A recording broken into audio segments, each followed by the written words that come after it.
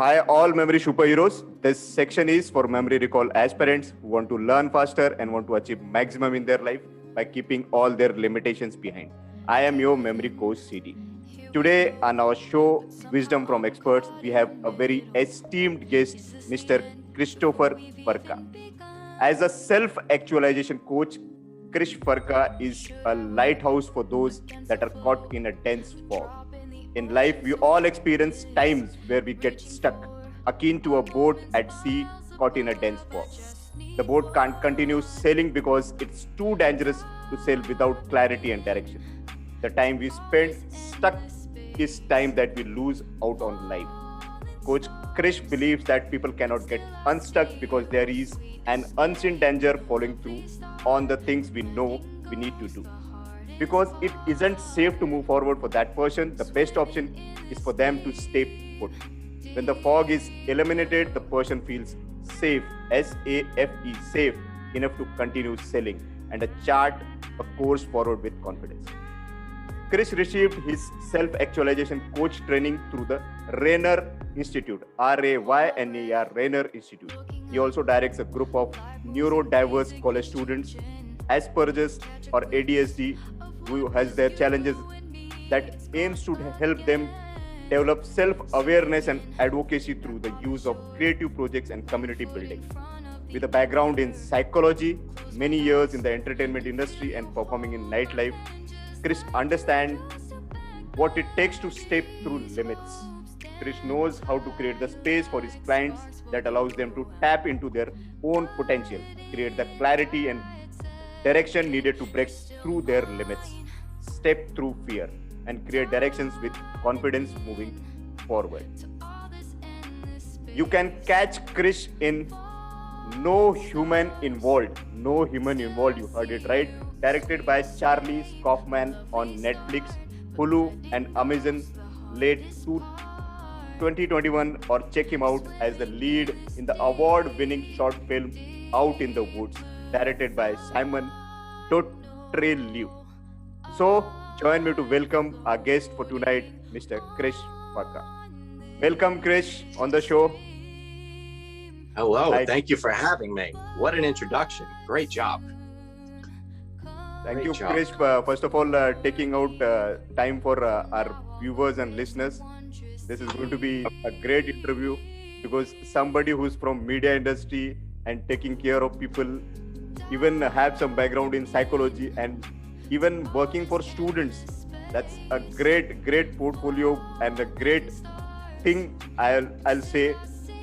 So pleasure, I will say pleasure is all mine for having you on the show.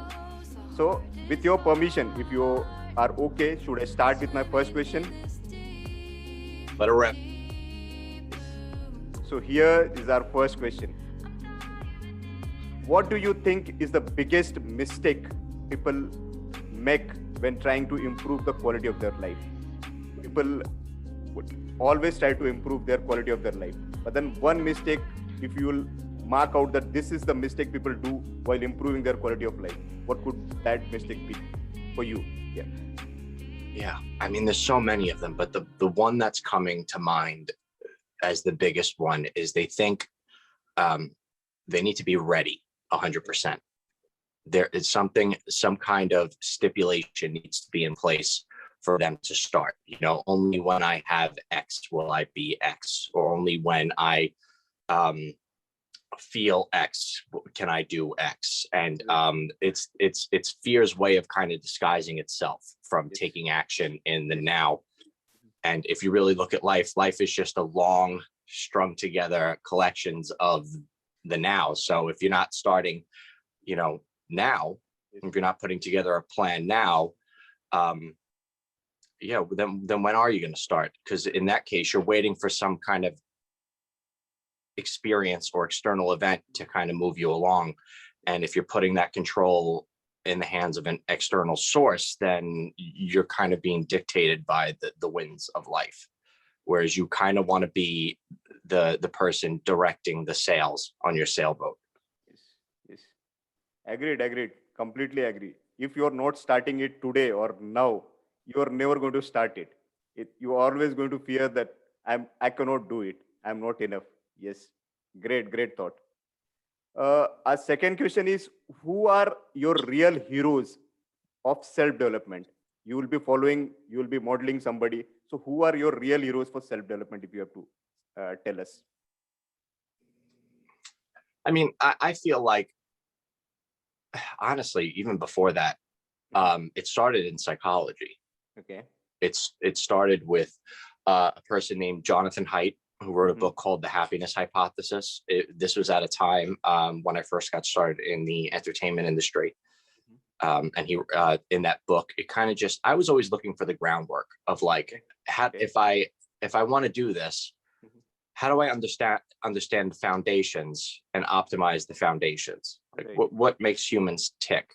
Kind of like if you're gonna put an engine together, like how does the engine get the car moving, and start from there. So I kind of always wanted to understand at a deeper level instead of the the self-help level, where it's like, if you want to do this, you need to do this 10-step plan. It's the guy who owns the school I went to had a saying, and it said, if self-help was the fix, the answer, then there wouldn't be so many self-help books. Right. Yeah. So right. yeah, everybody has their models, and you have found that into psychology. Great. Yeah. I actually want to piggyback on top of that, because the people that keep me going aren't actually people. Okay. Right. I grew up being a big fan of like heroes. It started with Lord of the Rings, and then it transitioned into I'm a huge anime buff.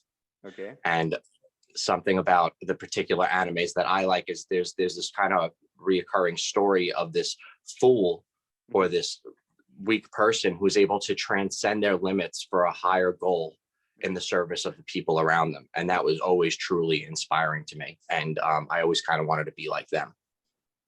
Great. Yeah, good one. Yes.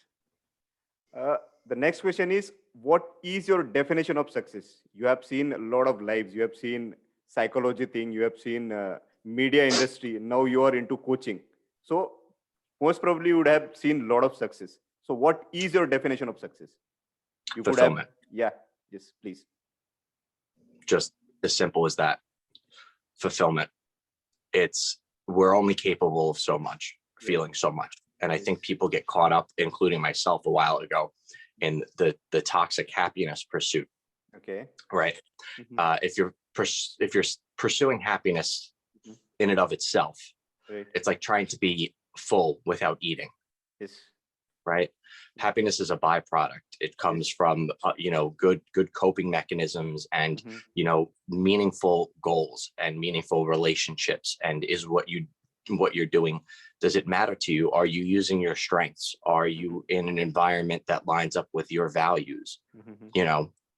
It's really the little things. Like this is simple enough. I look forward to my coffee every morning. It's like one of my favorite, and it's if you have those little things, nobody could take those little things from you. Right. Agreed. And I think success, at the end of the day, it's a practice, and it sounds so cliche, but self-love, understanding that you don't need to figure it out. You just need to, you are creative, resourceful, and innovative more than you know, and you can create the solutions to your problems. And how are you doing that in a way that says you, am I tackling this with my strengths, the way I want to do it? If I'm so caught up in doing it somebody else's way and then falling short, it just it prods me to think like, you can't help but go, there's something wrong with me. If they did it like this, why can't I do it like this? And it's because it's not. And that's what self-actualization coaching is. It's how do we get you there your way? Right. The word is fulfillment or the satisfaction. You should be satisfied inside out. Yes. Great. Yeah. Nice one. I think something else to be said is that fulfillment is not about feeling good. Yeah. It's not about feeling good all the time. It's about knowing what you're doing is the right thing to do. Right. Yes. And that will help carry you through. It's like a sturdy ship in rough seas. Yeah. The goods, you'll get knocked, but you're on course. So yeah, righteousness means you are following your whatever you have decided for you, that I'm going to follow this no matter what. Yes. Kind of. What made me decide that? Oh, No, that you are That's a talking. great, yeah. Yeah. Fulfillment for you. Fulfillment for you means I should enjoy that thing. Or maybe it is right or wrong, but then I should enjoy that thing. Is it? Yeah. Yeah. Okay. Great.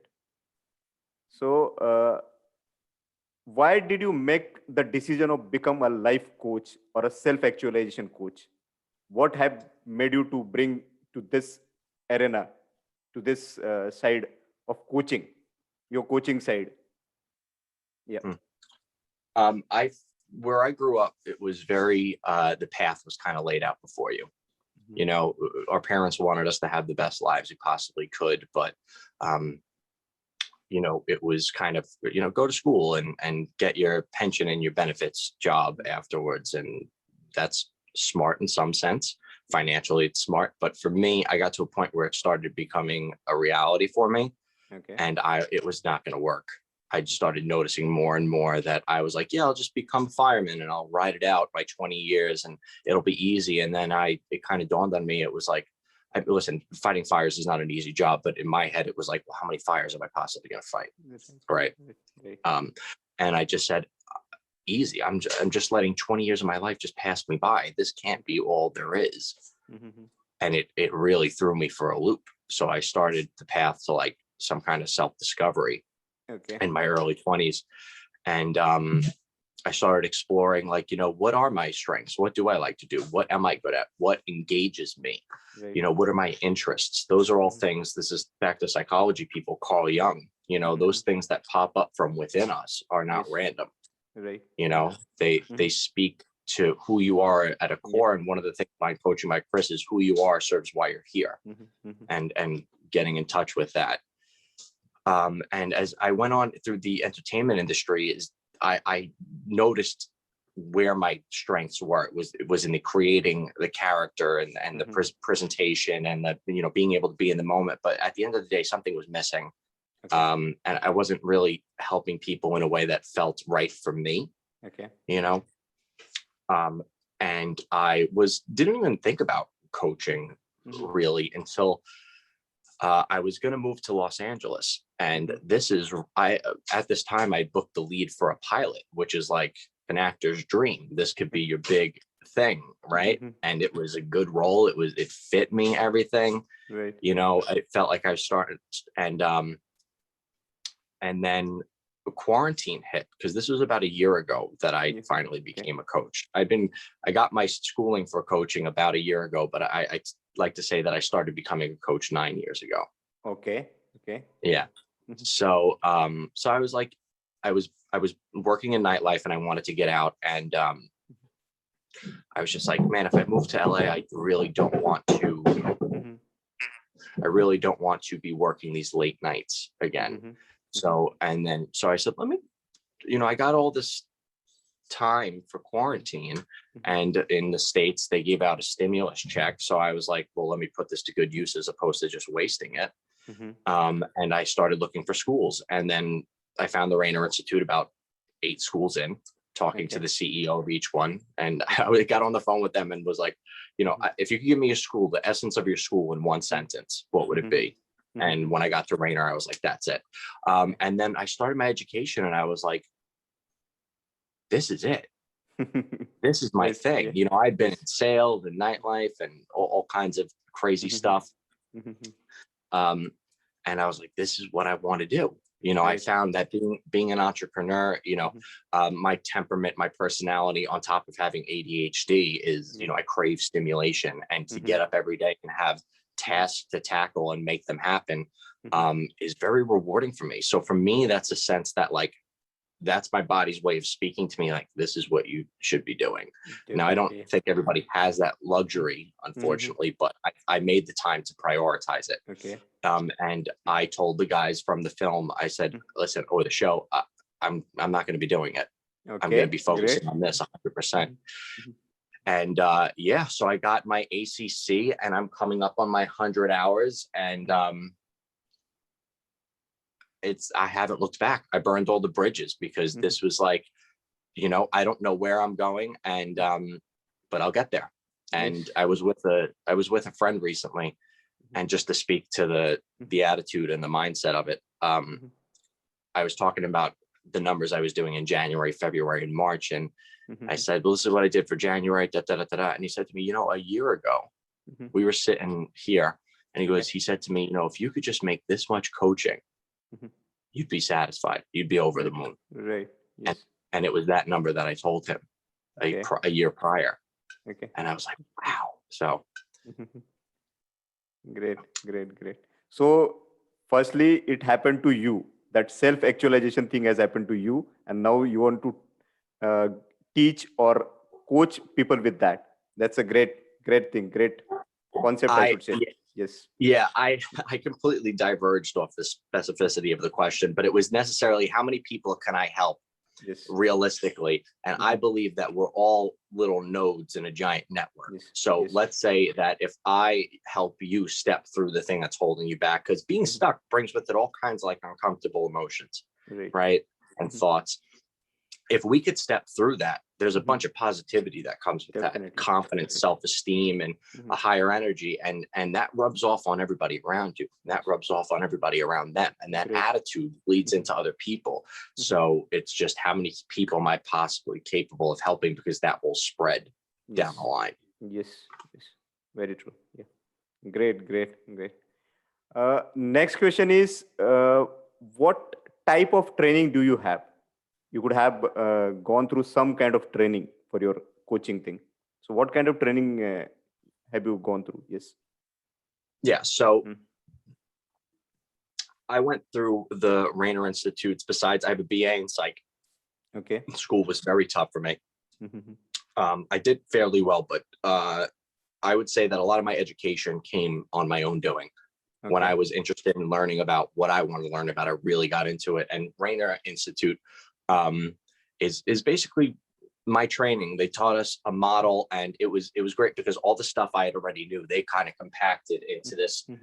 This isn't what the triangle's supposed to look like. My printer kind of messed it up, but there's a model which helps us go from where are you at to being safe, SAFE, right? And that comes through a partnership in which there's active listening, into like an intuitive connection, and obviously questioning. That's, everybody knows that, but reflective inquiry is a big one too. It's you know, people have a hard time seeing the story in their head, right? It kind of like, if you could figure that out on your own, we wouldn't run into half the problems we do as people. It's kind of like the same reason you can't tickle yourself. Right. There's defenses in the way. So what happens is that as people have a space in a coaching space where there is trust and active listening, they're able to get out the things that kind of verbalize the things that aren't making so much sense to them. They're going about like, you know, this is, you know, we can only have one thought at a time, really. Right.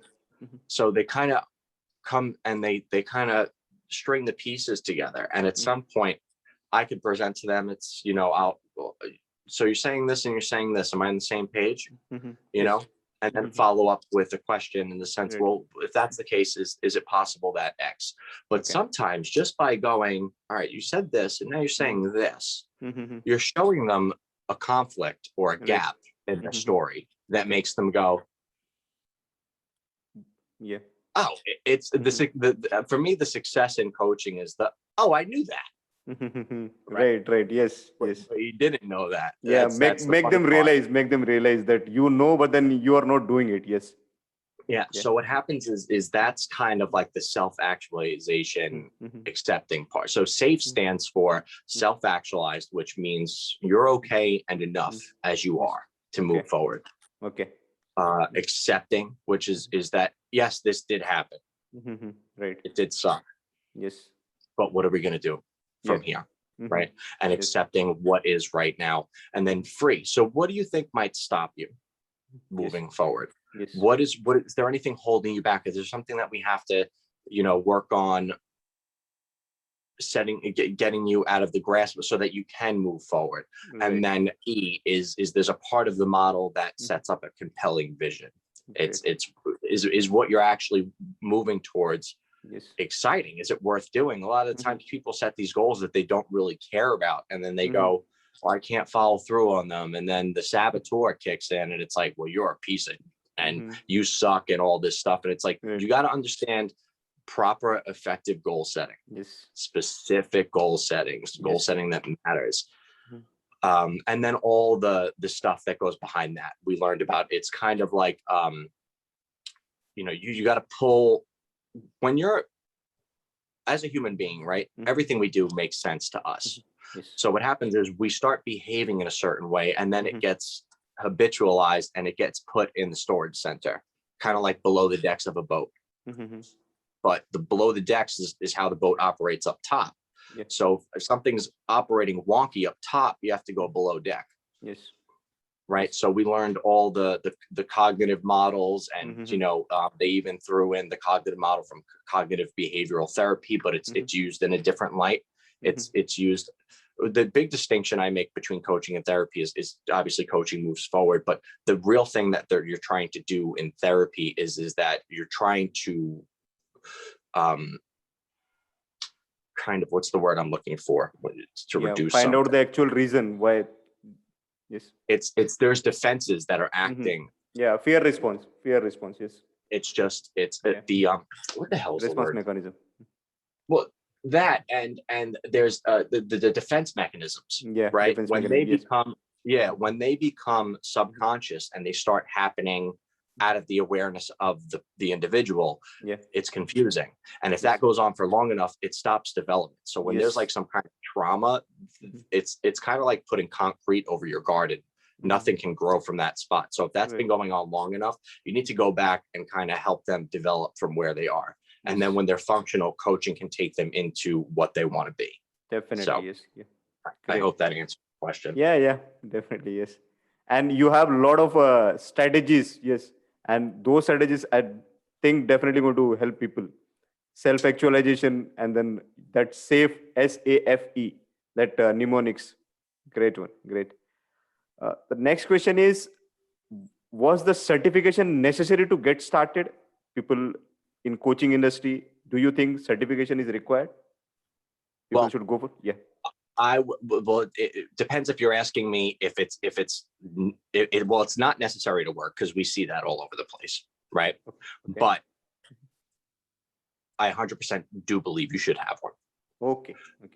I do, because here's the thing. Not only does it help your clients feel more certain in working with you, they don't care what the certification is. Right. They just see one and they go, okay, they did something. So they probably have an idea of what they're doing. Right. Okay. Right. And I've actually talked to some coaches without a certification who kind of are finding their way, and they're just trying to push those things on other people. And that's damaging. And you'll see it in their success, because those coaches will not be able to succeed, in my personal opinion, because they won't get the results necessary to move them forward. On top of that, it's you know, why not? You're building connections and you're establishing yourself as a professional. And it's not like you're going for your master's. It's not $50,000, $60,000. It's a couple grand. And if you can't get yourself to put together the couple of grand to do that and create that vision for yourself, how are you supposed to do something like that for your clients? Yes. Very true. Yeah. That faith or that belief should be there. The people should believe you, and at the first impression, they should think, this guy has the certification and he has did something in his life and he can help me out. Yes. Right. Yeah. There was something else that just popped up. It's just like, on top of that, I think if you want to work with any kind of professional establishment, they're going to be looking for that. Yes. They're going to be, any kind of executive position is going to be looking like, all right, what are your credentials? If you're going to apply for jobs. So you probably not only should, I hate the word should, but you probably would be better off getting one. You'd be more educated, you'd be more focused, and it would help you get results better. And just helping people feel, because one of the things that when somebody meets you, they want to go, all right, well, make me feel confident that like you could help me. And that's one of the ways that you can help them, make them feel confident, you know? And so, yeah, I do believe that you should have one. Yeah. And they'll feel that he's the right coach who's I'm looking for on the problem he can solve for me. Yes, great. And find a school that, don't just get one to get one. Yeah. Go find a school where you feel you're going to be pushed, that Right. resonates with you. Yes, Because there's tons of certifications out there that you can get for $25. And it's just Mhm. like, you Yeah. know that that's not, Yes, yes, you know, yes. like, so. Mhm. A proper thing you should get. Yes, great. Yeah, nice, nice. What were some of the challenges you faced when you first started? When you started your journey, you could have faced some of the challenges because industry is different. Coaching is something which people, it doesn't come naturally to somebody. You may be a natural coach, but then there could have been some challenges if you want to share with us. Yeah. All right. So I don't know where to begin. All right. Okay. My thing, here's how I put it. Coaches are usually people that they want to help, Yes. right? That's why they get into it. Right. If you're not in it to help, get out, Yeah. because Yes. Yes. just get out. True. True. Yeah. Because the first thing you have to realize about, my opinion, is that the most successful coaches Mhm. are the ones that realize that they're entrepreneurs first. Yes. You can't have clients without having a business. Yes. You need to be able to get out there. You need to understand, how do I market myself? What's my niche? Even in the beginning, like self-actualization coaching, it's like, oh, people get stuck. Mhm. You have to be able to deliver that message to people, Yes. because if you can't, you don't just tell people what you do. You need to make them feel and resonate what you do, so Right. that they go, I want to, work with you. And if you can't find fun in that, Mhm. then you're kind of screwed, Right. because it's you need to get off the ground, and with that comes a lot of fear, Yes. a lot of doubt, and you need to constantly be working on your mindset and your beliefs. And for me, it was all right, I'm here Mhm. on island A, and Okay. there's the person I need to become is on Mhm. island B. P. Yes. Right. This is the type of person, when I think about it, that would be a successful coach. Right. How do I become that person? And I thought, I looked at some other people and I put together kind of, well, I would have to be able to deliver a pitch confidently. I Mhm. would have to be able to stand my ground innocently and confidently in going, it's going to cost this much. And that's Right. that's a big fear point for a lot of Yes. people. Yes. Yeah. And if you there's a big difference between, okay, it's going to be X amount of dollars, we'll work for this long, you Mhm. ready to go? And then there's like, it's going to be, I know it's a lot, but it's going to be, you already lost me, because if Yes. you're not, I don't want to give my money to somebody who's pitching me something Right. that you just make me feel uncertain about it. Mhm. So that was a challenge. And then it was, what am I actually doing? Yes. What am I specifically doing? And wrapping my head around, it's, yeah, this is great, this helps everybody. But for me, it was kind of like, okay, what am I really specifically helping people with? Yes. All right, it's goals. What kind of goals that is? It's not, I'm not here to fix people. This was my journey, Okay. because I do believe in the effectiveness of therapy and Mhm. how beneficial it can be. And I think for me, there was kind of a mix up. I had to understand the difference between the two, because as a coach, Mhm. I was drawing a lot of people Okay. that probably would benefit from therapy, Right. and making sure that I drew the line. Another thing is getting your ego out of the way Yeah. is a big Yes. challenge. Yes. It's I've learned all this stuff and read all these books, and eventually you realize that it's not about you. Mhm. You're not there to tell them how to fix. You're there to coach the person, not the problem. Right. So Right. you need to be able to get that out of your head. Yes. You need to be able to be confident dancing in the moment Yes. and going, if you're showing up with a question pamphlet, Mhm. you're not treating the person like a Right. person, because the Right. person is coming to you as a unique individual, Yes. not a set of questions that can fix everybody. Right. So that was a big challenge. And then Mhm. it's just the consistency. You're going to get knocked down a lot, Yes. right? There's going to be times where you're like, am I doing the right thing? Am I being silly? And that's why I think you need to have a really strong vision pulling you forward. There can't be any way out, because it's going to be hard. Otherwise, because you're constantly, taking the easier way out. You need to burn all the bridges. Right. Trying to think of any other challenges. Patience. Yes. Perseverance.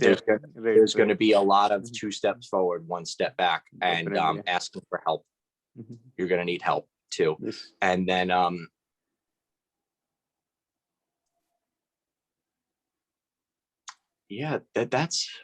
that's faith. Faith is the biggest one. It's, it takes time to build a clientele and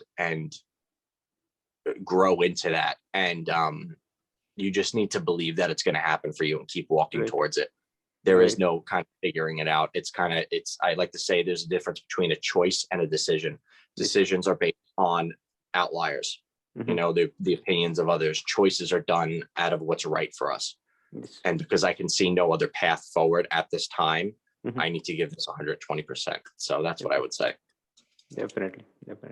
Great thought. What is a typical day like for you? Being a coach, a typical day, if I have to ask, your day starts on this, and then you do this and you do this. So what is a typical day for you as a coach? Yeah. Okay. So I make sure that my week is scheduled out. That's first off. The more specific I could be with what I'm trying to do, the more efficient I'm going to be. So a typical day is depending on the day. It seems to be for me right now, the beginning of the week is a lot of, I get up and it's what does my marketing stuff have to be for the day? Okay. So that's like, and I only focus on really one platform right now. I'm trying to get into another one. I thought it was going to be Instagram. I'm thinking it might be TikTok now, just because there's more. So creating content for that. So some days I'll sit down and write a video, right? I'll write that. I'll make sure I have my content being auto posted for the week. But the biggest thing is, where am I right now? And what's the next step that needs to be taken? And in order to do that, you need to have a big plan, right? Because if you have a big plan, you could work back. So right now, what my goal for this month was X, right? So it's like, all right, if that's what I'm aiming at, that's my target. And now I have an aim. It's like, all right, what's going to move me forward? So I set up a lot of time, taking care of myself. So I'll go to the gym Monday to Wednesday, Friday. And then I'll come home. And then what I usually do is any kind of grunt work that I got to do gets done. And then I find that the best way for me to find clientele is through face-to-face interaction. My strength seems to be speaking and connecting with people. Right. So, and when I, a couple months ago, 6 months ago, I found a couple of face-to-face networking groups and getting on them. So it's, all right, how many of those can I plan out today? And then what I'll do is I'll find enough people through those to set up one-to-ones, right? So a lot of my time, a lot of my day is spent doing face-to-face calls, just getting to know people and building relationships. So, and then on Tuesdays is when I teach that course. And then on the weekends is how I fill in the lack thereof for, just covering bills and saving money. I find some odd jobs, because if you're not doing that, then you come off as needy, and you don't want to come off as obviously. So I would say it's different every day, and that's what I love about it. But it's a lot of innovative scheduling. It's like, what needs to be done? What do I think will get me there? Right now, today, the focus was I start calls at 2. And then today I'm going to be working on a mastermind workshop. Right. Great. Which is going to be like a 3-year, 3 to 5 year vision, and then breaking that down into quarters and then routines for people so that they have direction. But yeah, a lot of face-to-face stuff, and then content creation, and then making connections. You want to build a team, because if you really don't coach anybody that doesn't like you or click with you. Yes. right? Definitely. Yeah. Agreed. So you do the back planning, you do a monthly planning, then weekly planning, and then you do your daily planning. Yes. Yeah. So it's broken up. Where do I see myself in 3 to 5 years? What, if that's the case, what do I have to accomplish this year? If that's the goal for this year, what is the 4 90-day sprints look like? Okay. Right. And then I go to the next 3 months, and then I break that down into a month each. Yes. And then that turns into routines. What Right. needs to be done? It's there's times for networking, there's times for creating, and then I need to make time for learning. Right. Because that's going to help me. That's going to inspire me to come up with new ideas, new contents, grow on myself, Right. And just dipping into different ponds. If you're doing the same thing over and over and over again, and you're thinking that, well, I'm not getting results because the people just haven't come across yet. It's like, no, you probably could be doing this better. I think, I don't know in where you are, but I read a book called The Prosperous Coach. You ever read that book? Yes. Yeah, I've heard of. I've not read it, but then I've heard of. Yeah, which resonated with me and made sense to me. And it's things like that. Is, are you making times in the week to grow as a person, so that you can become the person realizing that dream? Like a couple months ago, the goal is that if I'm going to be doing these networking face to face, I need to have a pitch that comes off so strongly that people can't help but be curious about what I do. Right. So stuff like that. And then this month is refining that. And now it's actually developing the courage to do another thing. You have to expand your comfort zone, because you can't be a successful person when you're afraid to ask for money. In a sense, you can't grow your business when you're too afraid to ask for what you feel like charging. You will remain who you are. So you need to expand that bubble. And those are the micro focuses of the routine. It's where are you expanding yourself? Right. Agree. Yeah. Thank you for that. What have you done to market yourself both online and offline? If you're, because you already have been established yourself as a coach, so now you'll be marketing yourself online and offline. In a nutshell, where people can find you if they want your services, where they can find you? Yeah. My services right now, because we've been in the middle of a pandemic, is it's mostly online. And because things like Zoom, that works perfectly fine. Yes. I do have some cards established in a gym, but what I found is that coaching is not like, all right, I'm going to sell you, here's an iced coffee. You know what a coffee is, right? If you want it, if it intrigues you, then you'll buy it, right? But the thing is that when I say self-actualization coaching, you're like, the heck is that? Right.